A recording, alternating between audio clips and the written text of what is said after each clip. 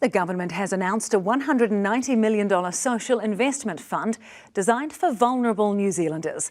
Details of a 4-year, $275 million commitment to social investment will be in next week's budget. But those who work with people falling between the cracks say it can't come soon enough. A report by UNICEF ranks New Zealand worst for child mental well-being and highest for youth suicides. And unions say changes to the pay equity policy will only make matters worse. Adam Hollingworth reports. The United Nations Children's Fund paints a bleak picture of our children's plight. It couldn't get much worse when you consider that we are at the bottom of the list of countries that we compare ourselves to. The report includes data from 2018 to 2022, before this government came to power, but compares New Zealand to 35 other OECD and EU countries, ranking it the 4th worst for child well-being. It ranked worst for mental well-being and has the highest suicide rate for adolescents aged between 15 and 19.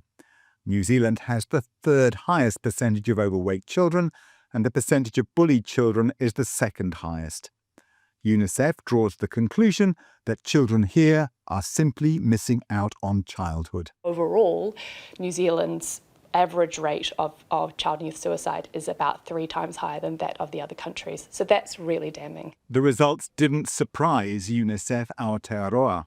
Unfortunately, we haven't seen the kind of investment and funding for the kinds of programs and supports and services that we know would help to shift the dial on child and youth well-being. From a Bernardo's perspective, from a personal perspective, absolutely it's a crisis. Barnardo says it's seeing the exact same things as UNICEF on a day-to-day basis. Through our helpline, we are sadly seeing more under 12-year-olds reaching out, sharing some really complex issues with us, sadly including suicidal thoughts. So currently 1 in 5 of our helpline calls is under the age of 12, and 10% of those calls are currently referencing suicide. The Social Investment Minister hasn't read the UNICEF report, but it's against that backdrop that she set out plans to help social care providers who she says are operating with one arm tied behind their backs. And the sad reality is that despite many good intentions and some extraordinary work by individuals and communities, outcomes haven't improved for too many of our most vulnerable New Zealanders. Nicola Willis has announced a $190 million social investment fund aimed at cutting the kind of red tape that leads to a fragmented, short-term approach.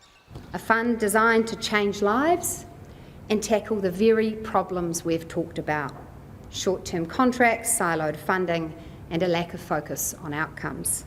But even as many providers welcomed the fund, Willis fielded a question about the setbacks in the quest for pay equity by care workers and its potential to undermine progress. But Willis insists growing the economy is key. The simple thing is this: if I want more money in the budget pot next year and the year after that, I need more tax revenue that will come from a growing economy, not from confiscating it from other people, but from growing the economy so that we have more choices and more opportunities. To that end, a delegation from the Council of Trade Unions met Workplace Relations Minister Brooke Van Velden at the Beehive today, fresh from yesterday's fireworks. To girl bosses, hype squads, references to girl math and c***s. But there were no bleeps needed for her first meeting with the CTU as minister. I'd say a frank meeting. There weren't any profanities.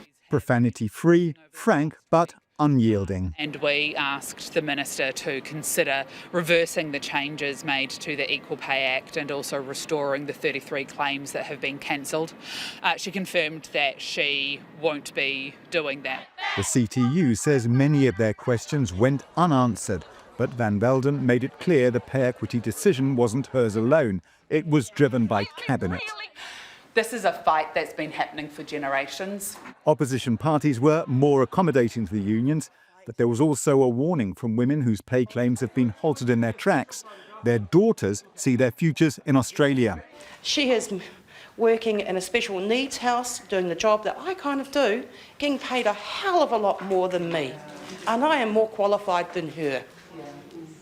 I am upset with this government. Give us our pay equity, please. The prospect now that yet more New Zealanders will vote with their feet and cross the Tasman.